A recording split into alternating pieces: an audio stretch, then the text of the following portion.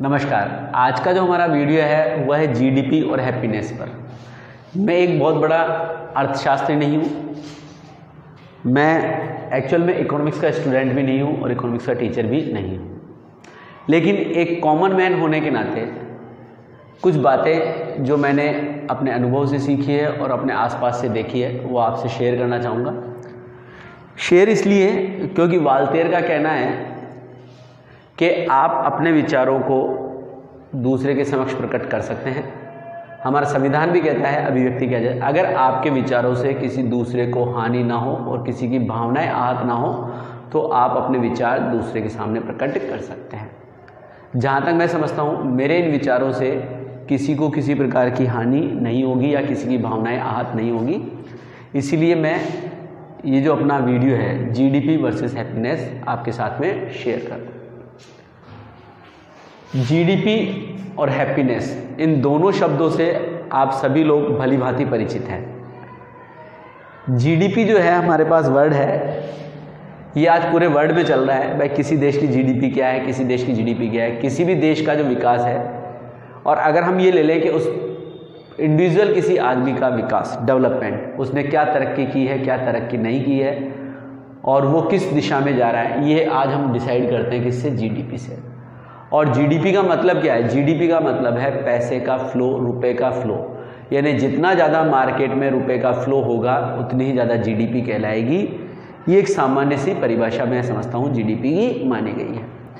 Happiness यानी खुशियाँ, जो आज सामान्यतः देखने को नहीं मिलती है। किसी भी व्यक्ति का विकास मैं मानता हूँ उसकी खुशियों से संबंध रखता है सीधा सीधा। वो कितना प्रसन्न है, उसका परिवार कितना प्रसन्न है, ये हमारे पास क्या है, हैप्पीनेस। और इस जीडीपी के चक्कर में जो हैप्पीनेस है यानी खुशियाँ वो कहीं खो गई हैं। जीडीपी को बढ़ाने के चक्करों में हम एक ऐसे भंवर में फंस गए हैं जहाँ से निकल पाना बड़ा ही दुष्कर कार्य है।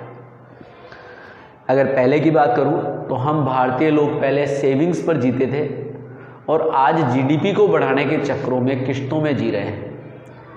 पहले 2000, 5000 या 8000 सैलरी मिलती थी, उसमें भी लोग प्रसन्न रहना जानते थे।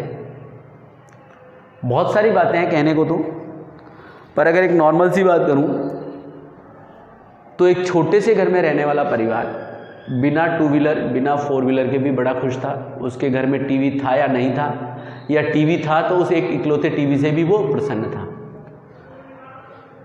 घर के लोग जब कहीं बाहर जाते थे तो एक पब्लिक ट्रांसपोर्ट का यूज़ करके और जाया करते थे। घर में सब मिलकर के काम किया करते थे और सभी लोग बड़े ही प्रसन्न रहा करते थे। लेकिन उस घर की जीडीपी कैसी थी?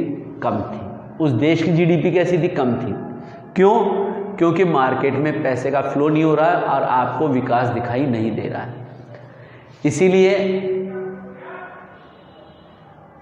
सरकारों ने और विभिन्न संस्थाओं ने एक चक्रव्यूह रचा जिसे हम क्या कहते हैं, जीडीपी। भाई आपकी जीडीपी कम है, इस जीडीपी को बढ़ाना पड़ेगा, तभी हम क्या माना जाएगा, तभी विकास माना जाएगा।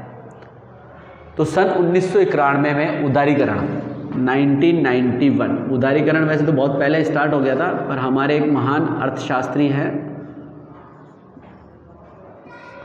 उनके काल में उदारीकरण की प्रक्रिया बड़ी तेजी से प्रारंभ हुई। और ये मान के चलिए इस उदारीकरण के बाद में जीडीपी जितनी तेजी से बढ़ी उतनी तेजी से हैप्पीनेस नीचे गिरता चला गया। टू व्हीलर पहले लेना आसान काम नहीं था, फोर व्हीलर लेना आसान काम नहीं था, मकान बनाना आसान काम नहीं था। मकान एक मंजिल का था, 4 कमरे थे, 2 कमरे थे, टू व्हीलर नहीं था, फोर व्हीलर नहीं था, लेकिन फिर भी लोग प्रसन्न थे। घर में एक जगह बैठा करते थे, एक दूसरे से अपने सुख दुख को बतलाया करते थे और मुसीबत के लिए भी उनके पास में कुछ सेविंग्स हुआ करती थी। जीडीपी बढ़ाने के चक्करों में बैंकों ने अंधाधुंध पैसा बांटना स्टार्ट किया। आपको मकान बनाना है, हमसे लोन ले जाइए। आपको टू व्हीलर खरीदना है, हमसे लोन ले जाइए। एक मंजिल को 2 मंजिल बनाना है, हमसे लोन ले जाइए। टू व्हीलर को फोर व्हीलर में कन्वर्ट करना है, हमसे लोन ले जाइए। गहने बनवाने हैं, हमसे लोन ले जाइए। बेटे की शादी करनी है, हमसे पैसे ले जाइए। और इस प्रकार से धीरे धीरे लोग उस कर्ज के चक्रव्यूह में ऐसे फंसे कि जीडीपी तो ऊपर उठने लग गई, लेकिन खुशियां जो है वो नीचे नीचे नीचे गिरती चली गई। आज इस कोरोना के गंभीर संकट के समय जब मैंने बैठ कर के और गंभीरता से अध्ययन किया तो मैंने पाया कि बेरोजगारी और गरीबी उसका जो प्रमुख कारण है वो है हमारे पास में जीडीपी। इस जीडीपी को बढ़ाने के चक्कर में हम सब कुछ खोते चले जा रहे हैं। एक परिवार जिसका वेतन 40,000, 45,000, 50,000 है वो भी आज प्रसन्न नहीं है। क्यों? क्योंकि जीडीपी बढ़ाने के चक्कर में उसने 4 कमरों के 1 मंजिला मकान को 2 मंजिल में कन्वर्ट कर लिया। घर में हर सदस्य के पास में 2 व्हीलर है, यानी घर में अमूमन देखा जाए तो एक एक घर में 4 या 5 2 व्हीलर्स आपको मिलेंगे और उनमें से अधिकांश 2 व्हीलर किस्तों में लिए गए होंगे। मकान जो बनाया गया है वो किस्तों में लोन लेकर के बनाया गया है। 4 व्हीलर है वो भी लोन लेकर के खरीदी गई है। इधर आपको वेतन मिलता है 40,000, उसका अधिकांश हिस्सा किस्तों में चला जाता है, बैंकों में चला जाता है। मार्केट में पैसे का फ्लो बहुत अच्छा चल रहा है, मार्केट बहुत तेज़ी से रन कर रहा है, यानी जीडीपी बहुत तेज़ी से बढ़ती हुई दिखाई दे रही है। हम कह रहे हैं हमारी जीडीपी 6% है, हमारी जीडीपी 7% है, लेकिन खुशियाँ कहाँ हैं? खुशियाँ बिल्कुल नीचे आ गई हैं। खुशियाँ ये मान के चलिए 0, और मैं कहूँगी 0 से पीछे चली गई है, यानी कि जीडीपी बढ़ाने के चक्कर में हैप्पीनेस जो है हमारा वो माइनस में चला गया है और कन्वर्ट हो गया है किसमें? सैडनेस में। क्योंकि 1 तारीख को वेतन मिलता है और 5 तारीख को सारा वेतन समाप्त हो जाता है। ये स्थिति किसी एक परिवार की नहीं है, मैं मान के चलता हूँ कि 90% परिवारों की स्थिति यही है। और इसी के चक्कर में, इस जीडीपी को बढ़ाने के चक्कर में हमने हैप्पीनेस को खो दिया है। जबकि किसी भी व्यक्ति का अगर देखा जाए तो वास्तविक डेवलपमेंट उसके हैप्पीनेस से नापा जाना चाहिए, वो कितना प्रसन्न है। बहुत से ऐसे लोग मिलेंगे जो 2 कमरों में रहते हैं लेकिन वे प्रसन्न हैं। वास्तविक जीडीपी वही है हमारे पास में। यहाँ पर स्थिति यह है कि 1 लाख रुपए वेतन पाने वाला भी 1 महीना तंगाई का नहीं झेल पाता है, या 1 महीना अगर बेरोजगार रह जाए तो सुसाइड कर लेता है। ऐसे बहुत सारे केस अखबार में अक्सर देखने को मिलते हैं। पति पत्नी दोनों आईएएस हैं लेकिन अपने जीवन से परेशान हैं। अब ये माना जब आईएएस हैं दोनों के दोनों अफसर, तो फिर जीडीपी तो बहुत ऊंची है उनके पास किसी चीज़ की कमी नहीं है, लेकिन कमी है तो किस चीज़ की? हैप्पीनेस की। किसी भी जीवन को बनाता है हैप्पीनेस, यानी खुशियाँ बनाती हैं। आपके परिवार में कितनी खुशियाँ हैं, और खुशियाँ कभी भी जीडीपी से नहीं मिलती है। कोरोना के काल के अंदर आपने देखा होगा कि 2 महीने 3 महीने निकालने मुश्किल हो गए हैं। क्यों? क्योंकि वास्तव में आपके जितने खर्चे हैं उससे ज़्यादा खर्चे आपने बना लिए हैं। घर के हर सदस्य के पास मोबाइल है, मोबाइल का खर्चा, मोबाइल भी किस्तों में ले रखा है, उसको भी कम से कम अगले 6 महीने तक किस्तें देनी है। उसके बाद में बैंक और इंश्योरेंस कंपनियां और ऑटोमोबाइल इंडस्ट्री वापस क्या करती है? जीडीपी बढ़ाने के लिए जिस आदमी के पास 4 व्हीलर है, अभी 4 व्हीलर की किस्तें पूरी हुई है तो उसके सामने एक नया मॉडल रखती है, आप अपने आप को अपग्रेड कीजिए। हम ये नया 4 व्हीलर लेके आए, इसके अंदर ये नए नए फीचर्स हैं।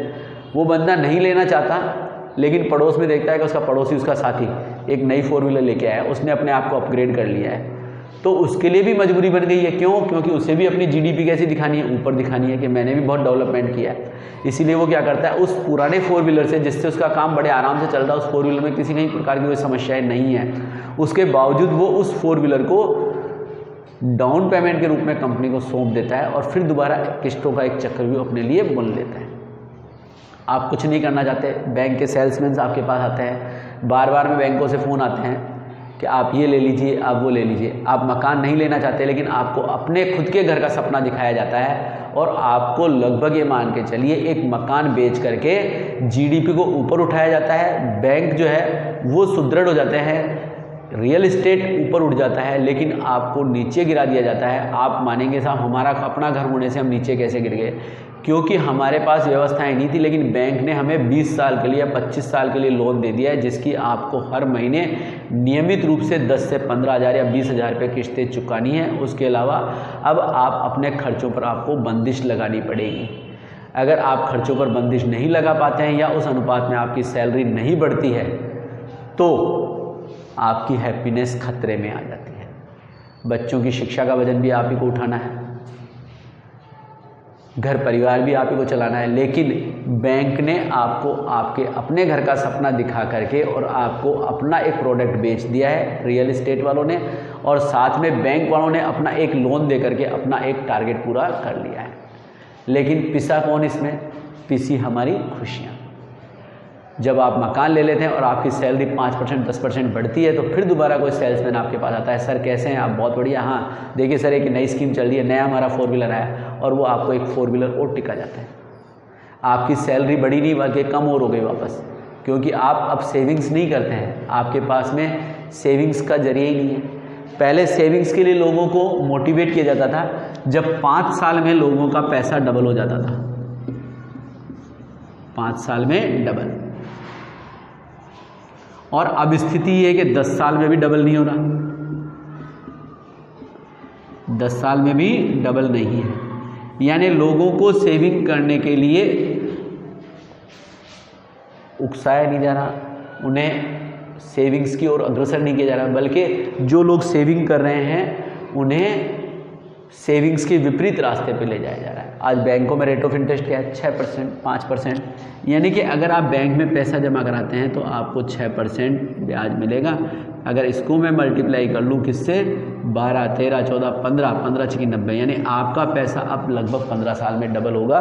तो आप क्यों वहाँ पर अपना पैसा जमा करेंगे, क्योंकि इतना ही ब्याज दे करके तो आप क्या कर सकते हैं, एक 4 व्हीलर खरीद सकते हैं, नया 2 व्हीलर खरीद सकते हैं। और नतीजा क्या निकला, नतीजा हमारे आपसी जो संबंध है वो धीरे धीरे जो है समाप्त हो गए, हमारा सामाजिकता जो है वो क्या होती जा रही है, समाप्त हो जा रही है। क्यों, हम अपने अपने 2 व्हीलर्स पर जाते हैं, अपने अपने 4 व्हीलर्स पर जाते हैं, किसी के साथ में अपने विचार शेयर नहीं करते, किसी के साथ में बैठते नहीं हैं, तो प्रसन्नता आएगी कहाँ से। प्रसन्नता कभी भी जीडीपी से नहीं आती है, प्रसन्नता अपने आप से आती है। अगर हम अपने पुराने सर्किल पर, पुराने व्यवहार पर अगर वापस लौट आए, जिसको हम क्या कहते हैं सेविंग्स करना। पहले के ज़माने में लोग सेविंग्स किया करते थे, उनके पास इतनी सेविंग्स हुआ करती थी कि वो आसानी से 1 महीना 2 महीना 4 महीना, यहाँ तक के कई लोग तो 6 महीने और 1 साल आसानी से गुजार सकते थे। और आज स्थिति यह है कि अगर 1 महीना भी निकालना चाहें तो 1 महीना भी निकालना बड़ा ही मुश्किल हो रहा है। तो हमें जीडीपी नहीं बढ़ानी, जीडीपी की तरफ ध्यान भी नहीं देना है, हमें ध्यान देना है अपनी खुशियों की ओर।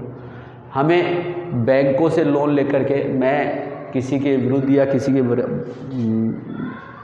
बारे में नहीं कहना चाहता, लेकिन बिल्कुल फैक्ट बात बता रहा हूँ आपको, जो मैंने पिछले अपने 10-12 वर्षों के अनुभव से सीखी है, आसपास में देख करके सीखा है कि जीवन में खुशियाँ महत्वपूर्ण है, जीडीपी महत्वपूर्ण नहीं है। जीडीपी बढ़ाने के चक्कर में अपनी खुशियों को मत खो देना। अपने पैर जो है, हमारे पुराने ज़माने से, पहले के ज़माने से हम कहावत पढ़ते आ रहे हैं कि अपने पैर उतने ही पसारने हैं जितनी अपनी चादर हो। और जीडीपी के साथ साथ में हमें विशेष रूप से ध्यान रखना है किस चीज़ का, कि हम सेविंग्स पर भी फोकस करें, ताकि कोरोना जैसा ही कोई वापस दोबारा कोई समय आए तो उस समय हम बच सकें। इस जीडीपी को बढ़ाने के चक्कर में आप देखिए सरकार ने क्या किया, सरकार ने पूरा फोकस कर रखा है किस पे, ऑटोमोबाइल इंडस्ट्री, रियल इस्टेट, और साथ में जीडीपी बढ़ाने के लिए कोरोना काल में शराब की दुकानें खोल दी गई। हर आदमी जीडीपी में अपना योगदान देना चाहता है, इसीलिए वो क्या कर रहा है, घर में चाहे खाने को नहीं हो, लेकिन बहुत सारे लोग तो शराब पीने पहुंच गए। क्यों, क्योंकि देश की व्यवस्था में उनको भी क्या करना है, अपना योगदान देना है। धन्यवाद।